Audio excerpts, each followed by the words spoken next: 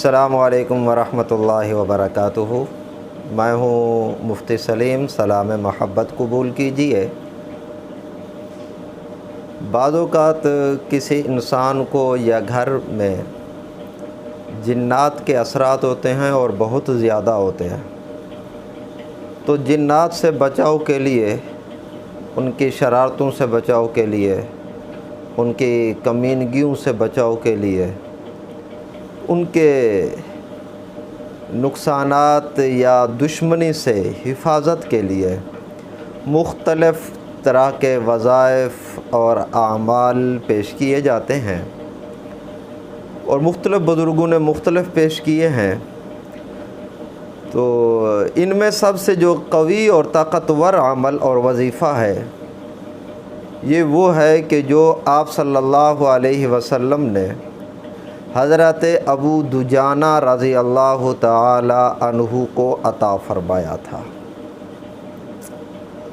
آدمی بعض اوقات بہت سارے اعمال کر رہا ہوتا ہے، لیکن اس کا فائدہ نہیں ہوتا تو وہ مایوس ہو جاتا ہے، تو وہ بعد میں پھر کہتا ہے کہ یار اس کا کوئی فائدہ نہیں ہے، میں نے یہ بھی پڑھا، میں نے فلاں پڑھا، میں نے فلاں چیز پڑھی، اس کا کوئی فائدہ نہیں ہوا، مجھے کوئی رزلٹ نہیں نظر آیا۔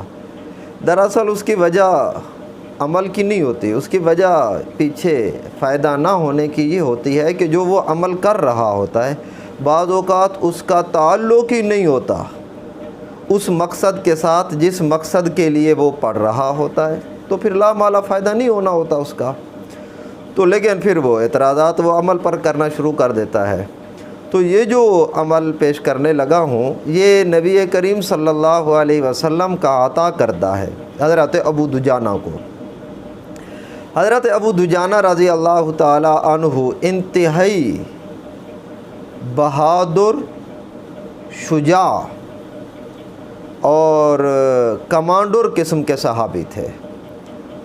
مدینہ المنورہ جب ہجرت فرمائی آپ صلی اللہ علیہ وسلم نے، تو حضرت ابو دجانہ رضی اللہ تعالی عنہ استقبال کرنے والوں میں شامل تھے۔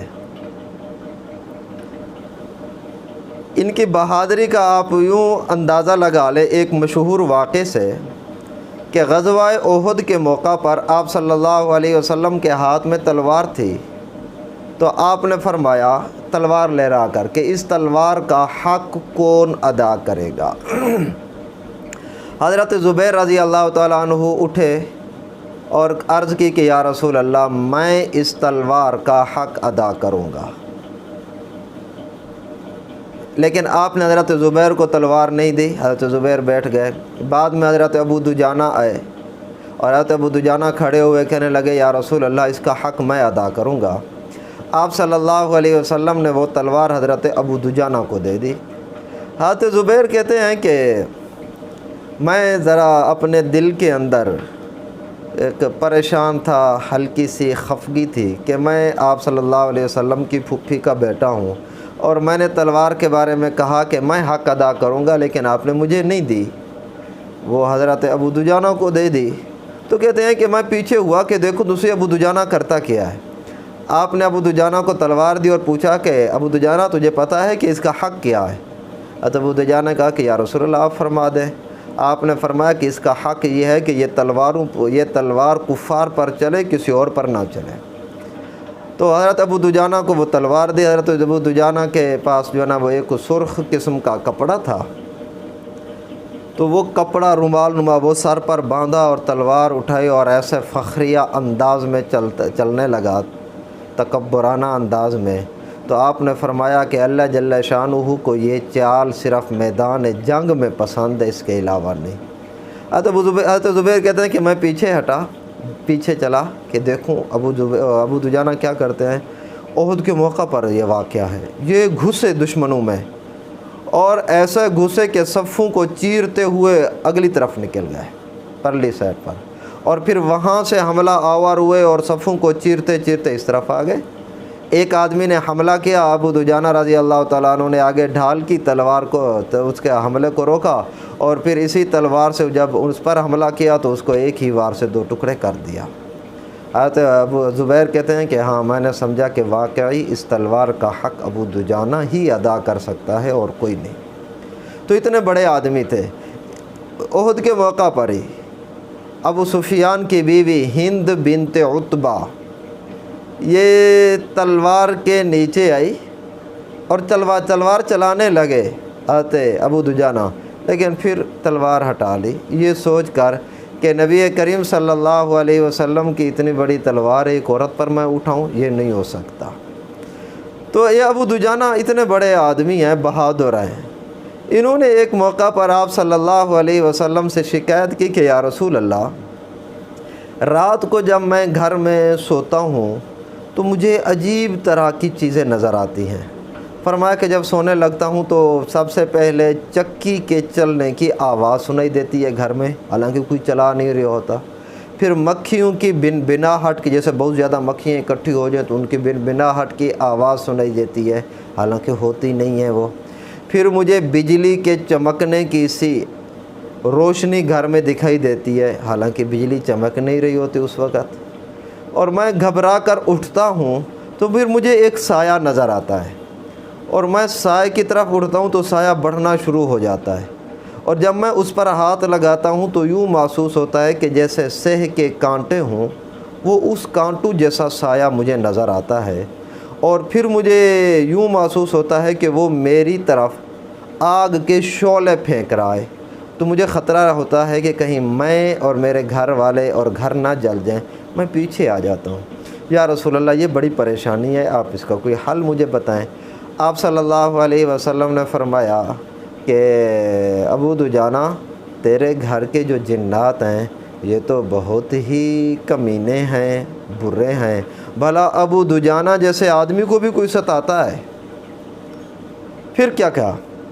हज़रत अली से फरमाया कि कलम दवात लाओ। वो कलम दवात लेकर आए। आपने एक दुआ लिखी और फरमाया कि अबू दुजाना जब घर जाओ तो ये अपने तकिए के नीचे, सर के नीचे रख कर सो जाना।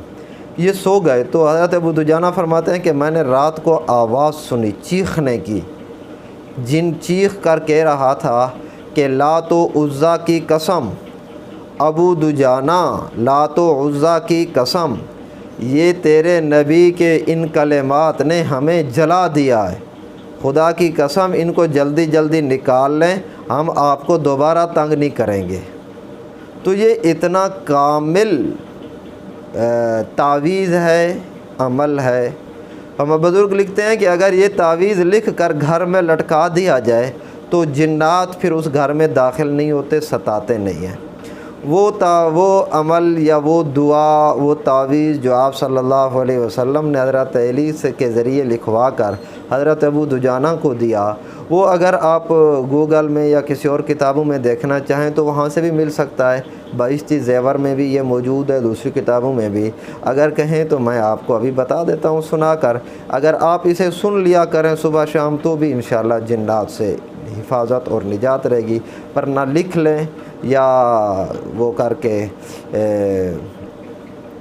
गूगल वगैरह में सर्च करके उसका स्क्रीनशॉट लेकर उसकी तस्वीर भी आप बनाकर जो है ना वो तावीज़ बनाकर अपने सर के नीचे रख कर सो सकते हैं, या घर में अभी आप लटका सकते हैं, जैसे आपको आसानी हो। मैं ज़रा एक मरतबा आपको पढ़कर सुना देता हूँ, आप सुबह शाम सुन लिया करें तो भी मुफीद है, या रात को सिर्फ सोते वक्त सुन लिया करें तो भी इंशाअल्लाह जिन्नात से हिफाजत रहेगी। ये आप सल्लल्लाहु अलैहि वसल्लम का लिखा गया ख़त है जिन्नात को।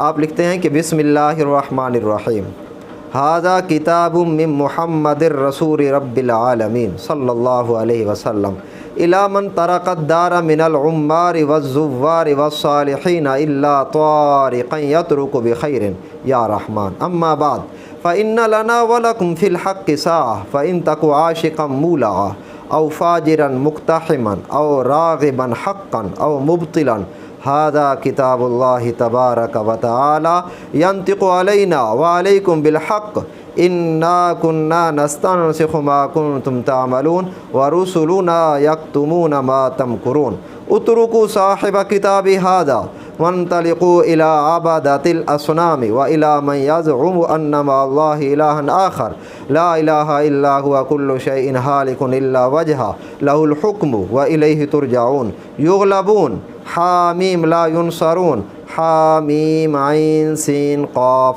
تفرق اعداء اللہ وبلغت حجت اللہ ولا حول ولا قوة الا باللہ فسیکفیکہم اللہ وہو السمیع العلیم۔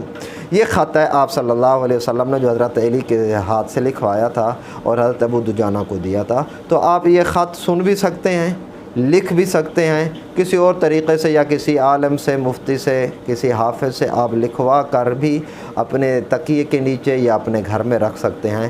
یہ جنات سے حفاظت کا نبوی نسخہ اور نبوی تعویذ ہے۔